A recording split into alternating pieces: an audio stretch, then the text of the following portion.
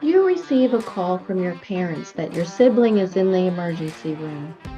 Your mother says it's that partner causing more problems again. While on their hiking trip, that partner wanted a picture taken of some landscape, and your sibling fell in a pit while backing up to get that crazy picture. Dad chimes in and says, as usual, that partner was paying no attention. It's all their fault. As you think about your sibling's relationship with their partner, you recount the many times your parents blamed the partner for any unfortunate circumstance your sibling faced. Debt issues? It's the partner's fault. Being depressed? Partner's fault. Missing family events? Definitely the partner's fault. It's no wonder you never bring any potential suitors home for your parents to meet. Welcome to the blame game. That childish game others play to shift the responsibility for an outcome to another. For the players, they find a victim and use coincidence to lay the blame. It's an easy way to explain an event without having to consider all the factors that may have played a role in causing the negative outcome. As an example, the logic for my sibling's mishap is that A is in B's presence when B is injured, so it's A's fault, period. I must say that I'm glad the American legal system is not so cut and dry in finding fault. For you, you watch closely when you perceive the blame game has started. The cruelty of the game becomes apparent once you notice the frequent, continual blaming of a victim as covert attacks to degrade them. You note the victim may be placed in a constant defensive posture and ultimately treated as an outcast by their social group, colleagues, or community. For the player, you watch as they shift the responsibility to the victim, so they don't have to look at their own personal flaws or defend their own actions for potentially causing the bad outcome. And if you are the victim, you don't defend yourself. Instead, you place the events in the proper perspective for all to see the complete picture.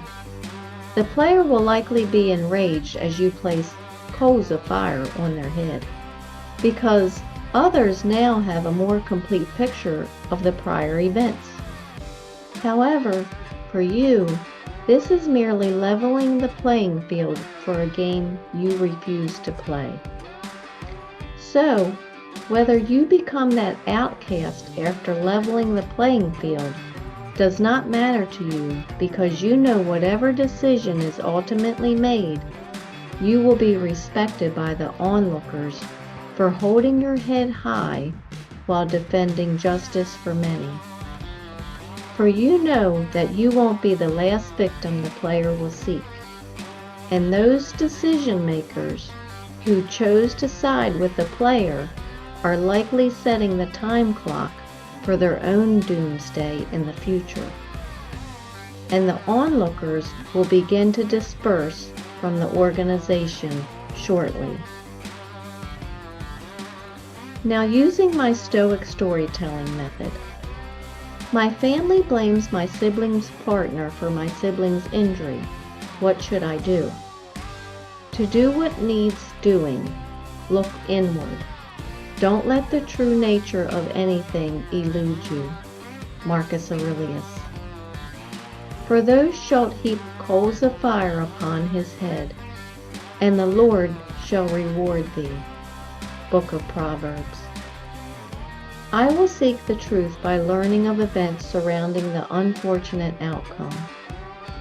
I realized I should not take the easy way out by simply accepting without question the disparaging remarks made against a family member.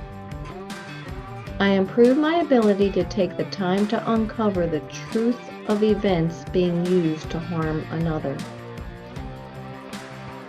Thank you for sharing your mind with me. For your continued success, hear my secret. When others are placing blame, find the facts and stop their game. Now relax, control your mind, and be as you wish to seem. empowered. Remember, it's the situation keeping my connection with Him. I'm Lori Stiff, the Stoicist, and I believe in you.